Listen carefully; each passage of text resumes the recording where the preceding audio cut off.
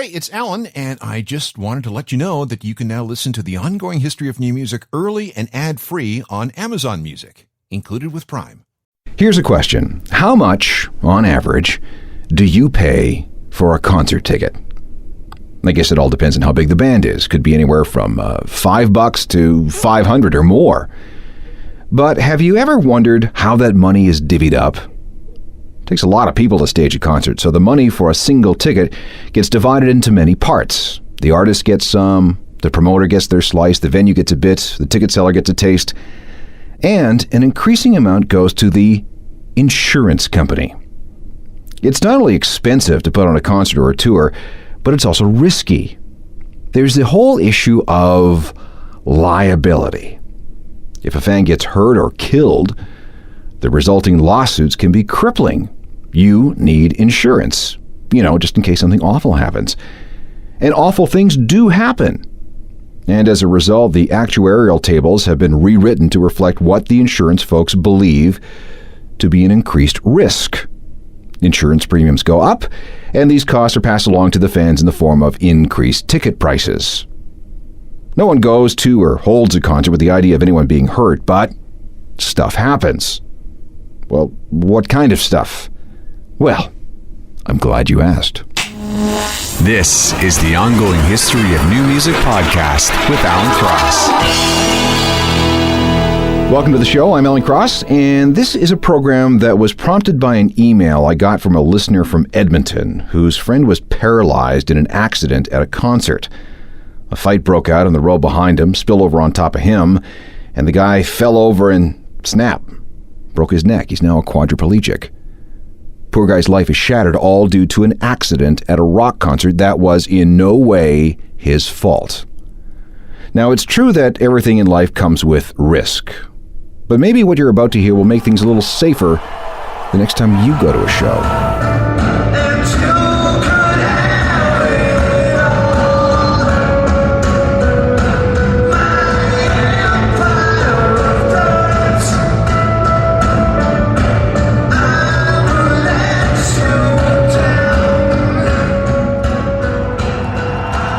The first infamous event in the list of fans and fatalities happened at the Altamont Speedway Free Festival.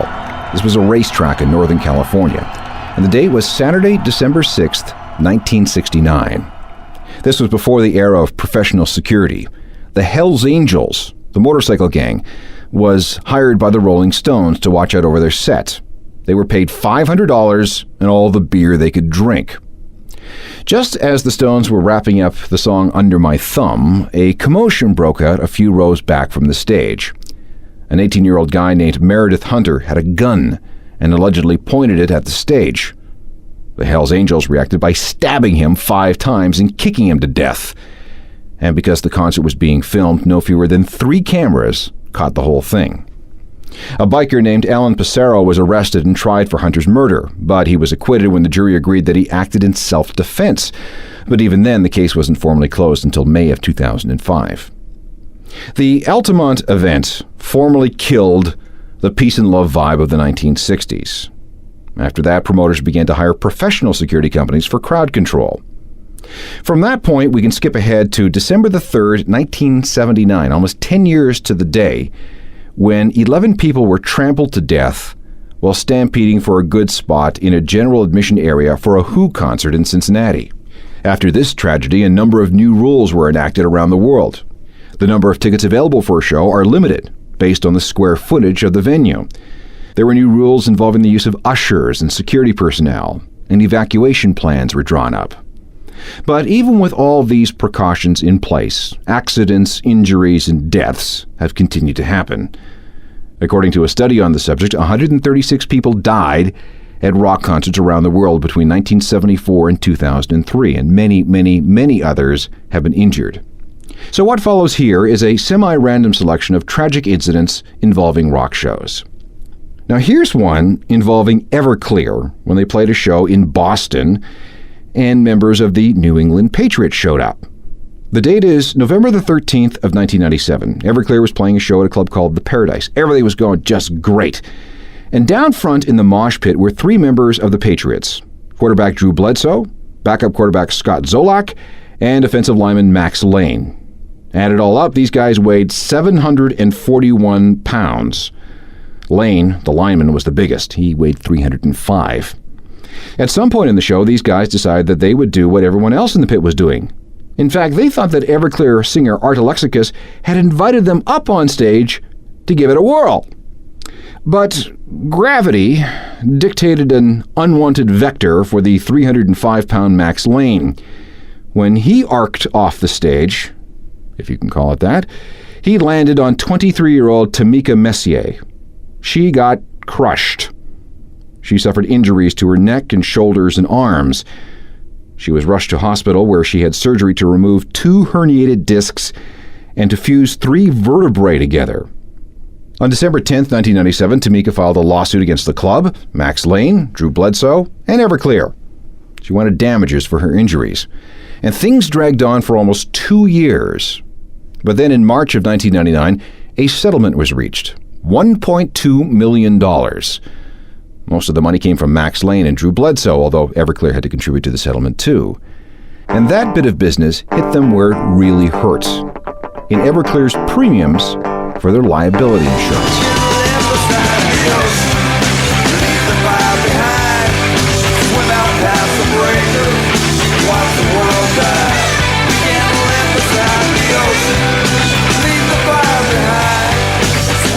Everclear, a band that ended up with higher insurance premiums because of an NFL lineman. Staging a music festival is a complicated thing. Whenever you have the population of a decent-sized city hanging around a field for a day or a weekend, you're going to have challenges. You add in heat, poor sanitation, rain, drugs, alcohol. Things can get out of control pretty quickly. Take the case of the 30th anniversary Woodstock concert in Rome, New York on July 23rd, 24th, and 25th of 1999. This event was held at an old Air Force base that had been declared, believe it or not, a hazardous waste site. Temperatures were in the high 30s. And because it was an Air Force base, there were miles and miles and miles of hot concrete and asphalt.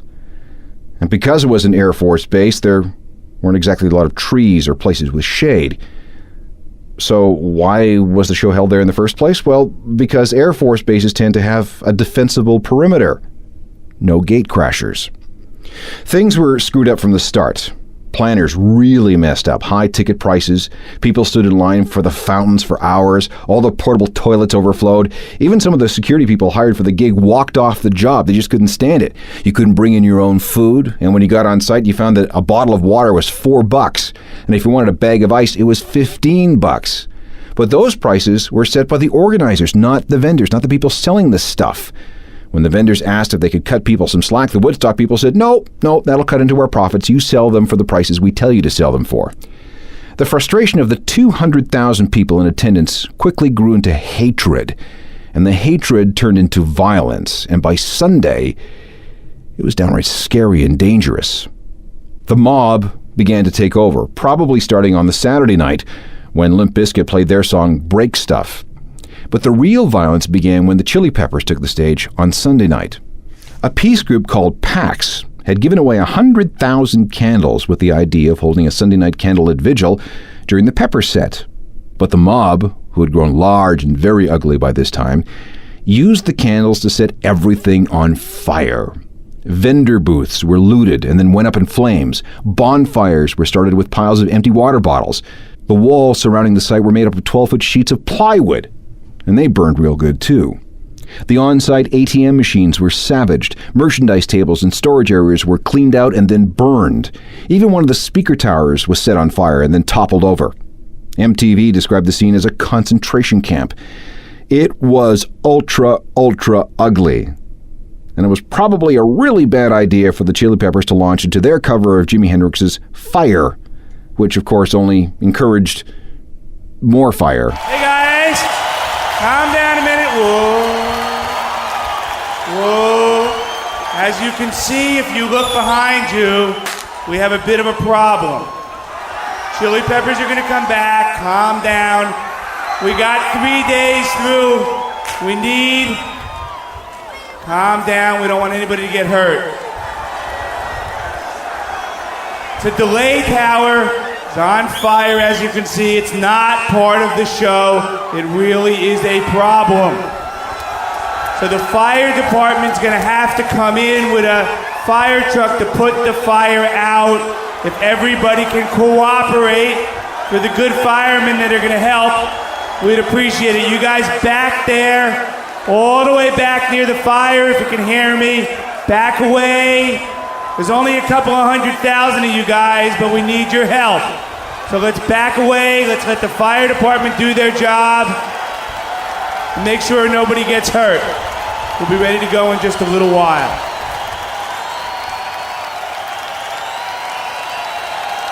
You want to do it? You want to do it?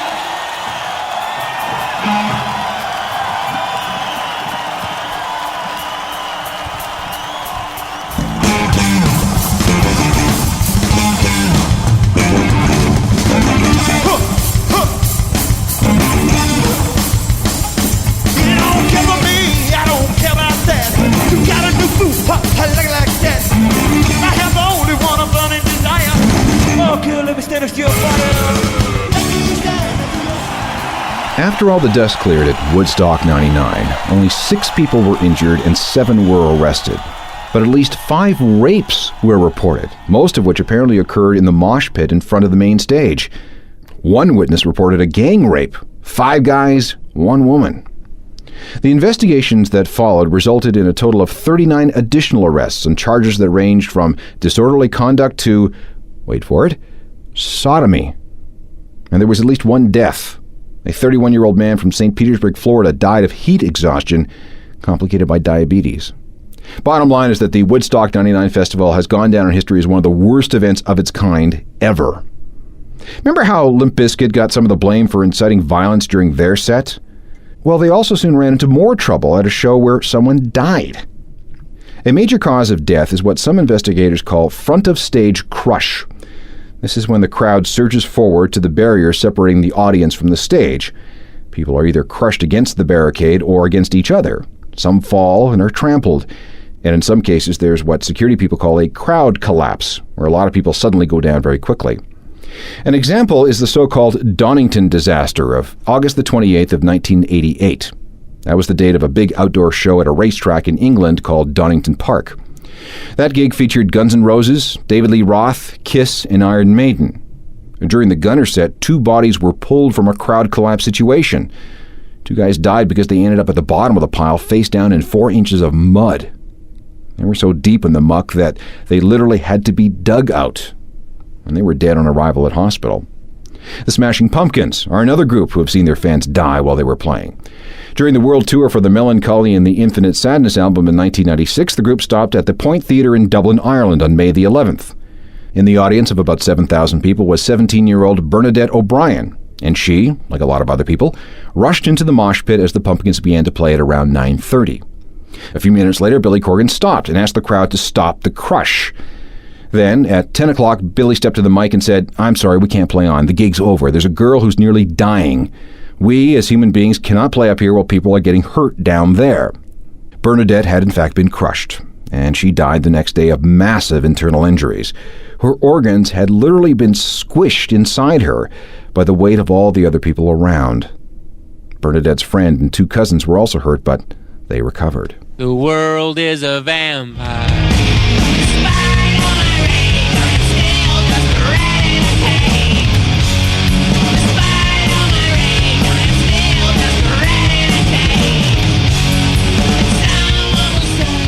The death of Bernadette O'Brien wasn't the only audience tragedy faced by the Smashing Pumpkins. On September 24, 2007, 20-year-old Kenny Leung went to a Pumpkins gig at the P&E Coliseum in Vancouver. He too was in the mosh pit, but was dragged out by security when it was obvious that something was very wrong. He was unconscious, but not bleeding or injured in any obvious way. And when he died, an autopsy couldn't connect Kenny's death to crowd surfing or moshing. Something just went wrong while he was up front. The Southern Hemisphere's major traveling festival event is called the Big Day Out. It cuts through Australia and New Zealand during their summer, which is January and February. On January 21st of 2001, the festival pulled into Sydney. Between 55,000 and 65,000 people were there to see bands like Coldplay, Black Eyed Peas, Queens of the Stone Age, and the headliner, Limp Bizkit. Singer Fred Durst went into the show a little apprehensive. He had concerns about security measures. He didn't think that the barrier arrangements were adequate or safe. He talked to the promoter several times, and every time he said he was assured that things were under control. But when Fred and the guys took to the stage, it was at the end of a day where the temperature touched close to 50 degrees. There was a massive, massive crush towards the stage during the first song. Some 30 people were hurt almost immediately. The band stopped playing several times to urge the crowd to calm down and to step back. 15-year-old Jessica Milichik was pulled out of that mosh pit. She was clinically dead when the paramedics got to her, but they were able to revive her long enough to get her to the hospital. But it was too late. After 5 days on life support, she died, and cause of her death was a heart attack caused by asphyxiation. An investigation followed. Charges were considered but never filed, and on November the 8th of 2002, more than a year later, Sydney police closed the case for good. But new rules were put in place for security and barriers.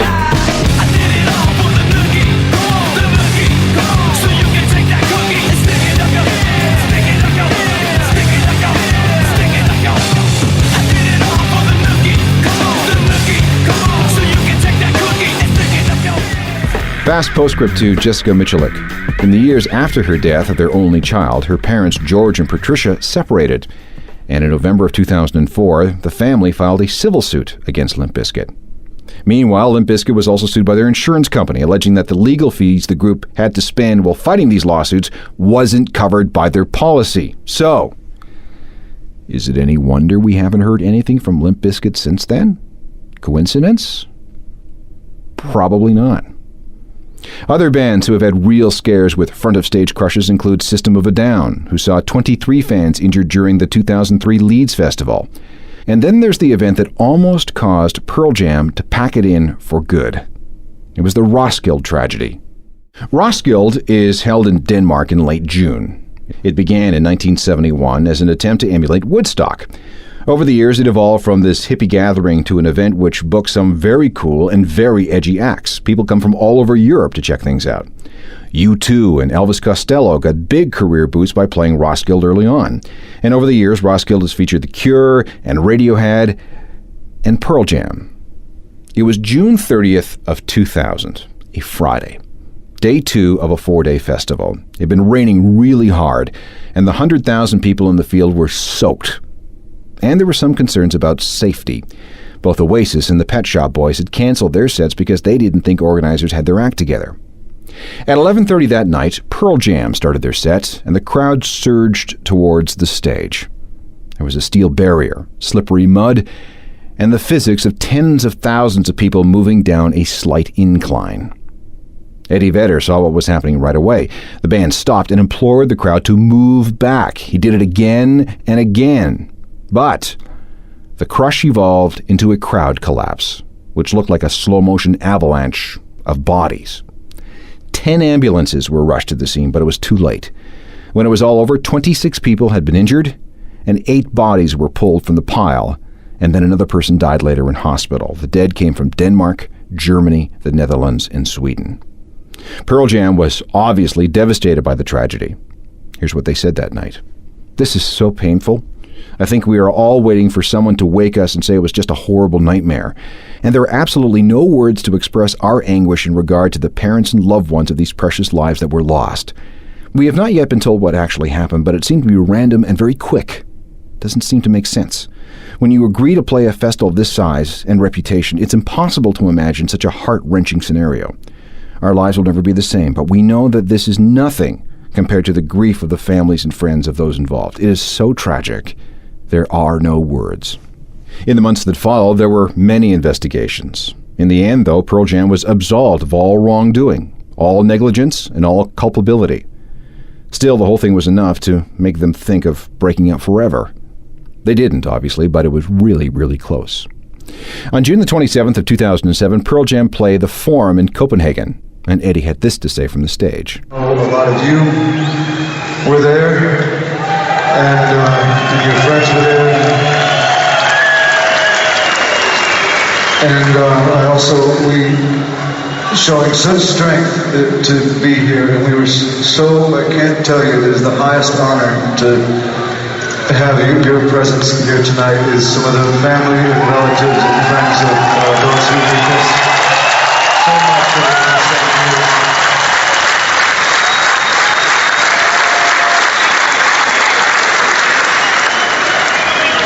And somebody said to me that this would be good. That this would be there would be some closure. And I said, no, there's no closure. Is that the word in English? There's no closure. There's no end of the street. We each have our own road, and we all have these roads and these paths, and they're still going. And so I see it, and we see it as all of us, all of our roads meeting together here again after 7 years, and meeting together and seeing each other down the road and gathering and seeing that we're doing okay. And that we've learned things, and we've come closer, and we've become smarter, and we've become better people, and more caring, and more understanding of the world, and more understanding of loss. And it's just, I'm so glad, we are so glad we had this opportunity to connect like this, and I imagine there's some healing happening, and I feel it. I hope you do too. Thank you so much. A week later, Eddie made this speech from a stage for the benefit of a family of one man that died at Roskilde. There's a young man called Frank Nowens, who was one of the gentlemen involved in who we lost that day, and he's been missed very deeply, and probably by no one more than his mom, who's named Antoinette, and his family and Antoinette and his sister Kathy and some of his friends, they're all here tonight, and we're very blessed, and shows amazing courage.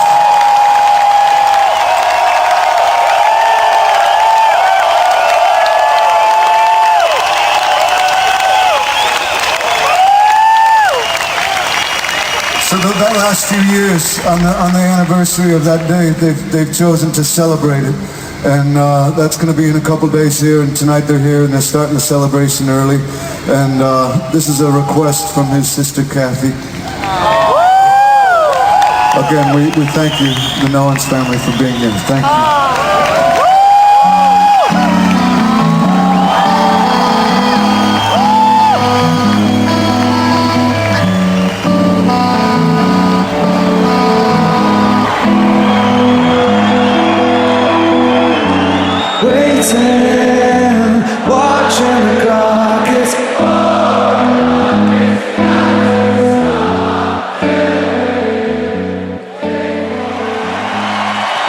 Pearl Jam, a group scarred by one of the worst concert tragedies in the history of rock.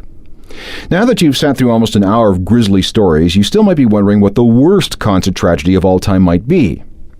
May 30th, 1999. There was a rock concert and beer festival in Minsk, which is in Belarus. Things started fine under sunny skies at around noon. Up to 10,000 people had gathered. There was music, there was dancing, there was drinking. Everybody was having a really good time. But then the skies darkened, and it began to rain. And then it began to hail. Hard. Hundreds of people made a run for shelter in the nearby subway station. According to police, a number of young women led the way, most of whom were wearing high heels. When they got to the stairs of the subway station, someone slipped and fell on the wet, slippery concrete. But the people kept on coming, and coming, and coming. Some people were trampled, others were suffocated. In the end, 50 concertgoers died, along with 3 policemen. And in all of that, 42 were teenage girls. This remains the worst rock concert tragedy of all time. But it was almost eclipsed by something even worse. Before we wrap up, I want to give you one more example of people dying at a rock concert. But this one is especially gruesome because it involves suicide bombers. It was at the Kryla Festival at Tushino Airfield north of Moscow. This is an annual event. About 20,000 people go every year. On Saturday, July the 4th of 2003, things were progressing normally when a woman came up to one of the entrance gates. When guards refused to let her in, she reached inside her clothing and detonated an explosives belt. About 15 minutes later, at another gate, another woman blew herself up. She had strapped more explosives and shrapnel to her body. In total, 14 people died. Dozens were injured. Still, it could have been much worse. Can you imagine if these women had managed to infiltrate the crowd in front of the stage? 20,000 people? 2 suicide bombers? By the way, Russian authorities blamed Chechen rebels. Thanks to Bruce for help with the show. Thanks to Natalia for the work on the website. And thanks to technical producer Rob Johnston. Let's be careful out there, okay? I'm Alan Cross. You've been listening to the Ongoing History of New Music podcast with Alan Cross. Subscribe to the podcast through iTunes, Google Play, Stitcher, Spotify, and everywhere you find your favorite podcasts.